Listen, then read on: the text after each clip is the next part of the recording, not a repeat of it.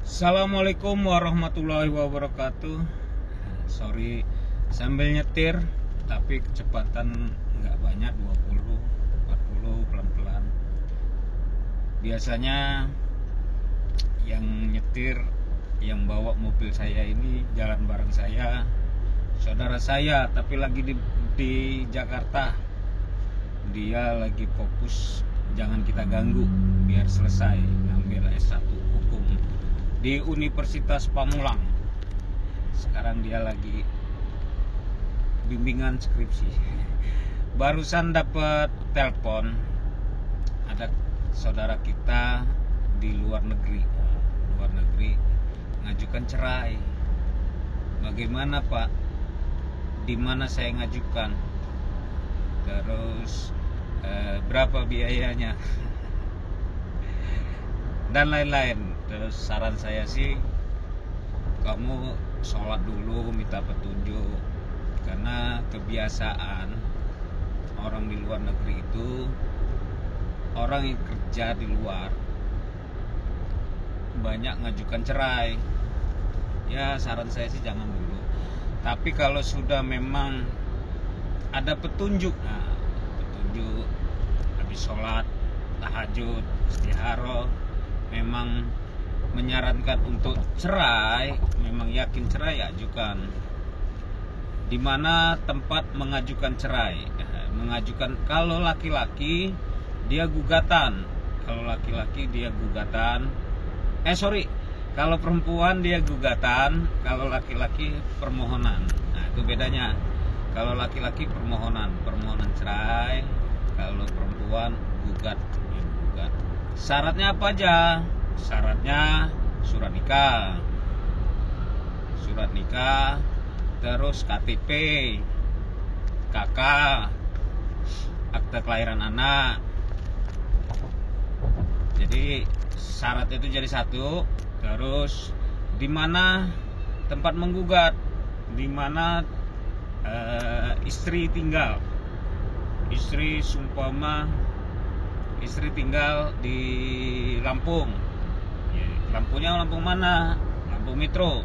Kalau Lampung Tengah, begitu di mana tempat tinggal. Posisi di luar negeri, ya bisa. Untuk biaya itu sudah ditetapkan di pengadilan.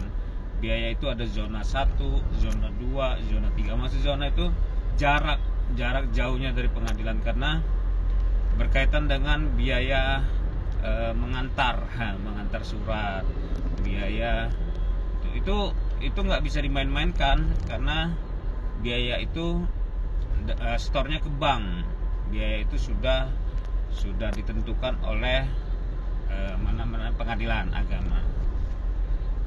Jangan lupa kronologis itu penting. Umpama contoh dia lahir, dia menikah tahun, tanggal, bulan, terus selama menikah tinggal di mana, terus selama nikah sudah punya anak berapa. Itu perlu dimasukkan kronologis di dalam gugatan atau permohonan. Terus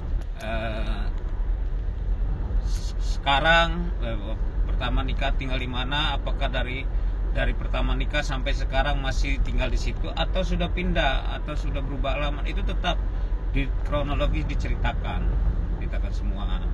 Itu bagaimana caranya menggugat kalau perempuan, kalau laki-laki permohonan. Untuk biaya relatif. Kali lagi, kalau yang nonton video-video Tony Sastrajaya di Facebook, Kelas Hukum Tony Sastrajaya di YouTube, di Instagram juga Tony Sastrajaya, Twitter Tony Sastrajaya. Kalau minta atau rekomendasi pengacara, bisa WA saya, bisa inbox saya.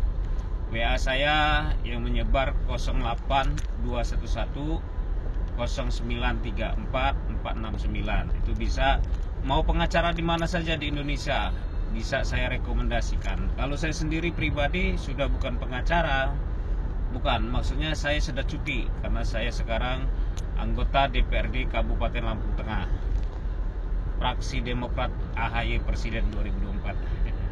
Ya, jadi kalau butuh pengacara, ingin rekomendasi pengacara, bisa WA saya di nomor tadi, bisa nomor WA saya, dan saya meyakinkan bahwa pengacara-pengacara itu sudah siap, artinya sudah ada berita acara sumpah, karena tidak semua pengacara bisa beracara. Syarat untuk beracara dia harus ada BAS, itu kunci terakhir, BAS, berita acara sumpah. Karena kalau belum ada BAS, dia bisa jadi belum 2 tahun, bisa jadi dia belum magang, belum ujian, dan sebagainya. Banyak syarat-syaratnya berita acara sumpah itu. Saya sendiri, berita acara sumpah saya ada 2. Dulu nama saya Tony Sastra sumpah, terus perubahan nama Tony Sastra Jaya, dan alamat sumpah lagi. Jadi 2 kali sumpah saya, ada di KPT Jakarta dan KPT Banten.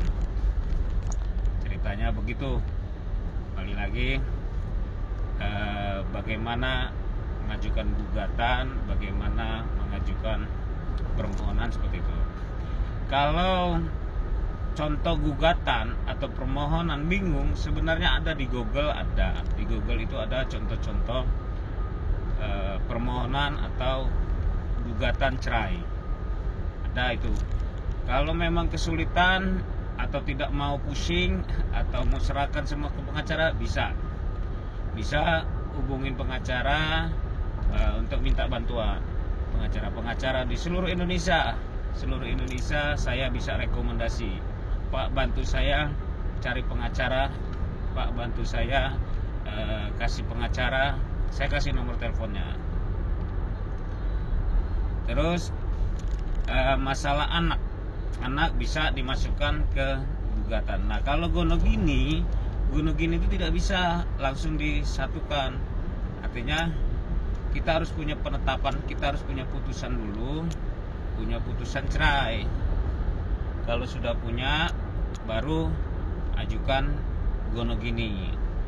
Apa itu gonogini? Di video-video saya sebelumnya ada, tonton. Oke, mungkin itu aja pelajaran hari ini. Saya bukan sengaja sih sebenarnya, kebetulan di saat-saat santai ini ya, di berangkat kantor, pulang kantor, istirahat. Nah itu kalau di rumah, terus di di kantor atau di siang hari itu atau malam hari, banyak sekali sahabat, saudara datang ke rumah, konsultasi hukum dan lain-lain. Tapi kalau di jalan ini ya nggak ada. Pas kebetulan lagi sendirian, ya beberapa hari sendirian ini. Kita doakan saudara kita Gabi selesai kuliahnya bersama teman-temannya semua, bisa menjadi pendekar-pendekar hukum yang bisa diandalkan, pendekar-pendekar hukum yang dapat berkarya, bermanfaat untuk orang banyak. Saya doakan yang nonton kelas hukum Tony Sastra Jaya selalu diberi kesehatan, umur panjang, apa yang diinginkan cepat tercapai. Amin ya robbal alamin. Tony Sastra Jaya dari Lampung Tengah, anggota DPRD Kabupaten Lampung Tengah, fraksi Demokrat AHY Presiden 2024. Amin amin ya robbal alamin. Tabik pun.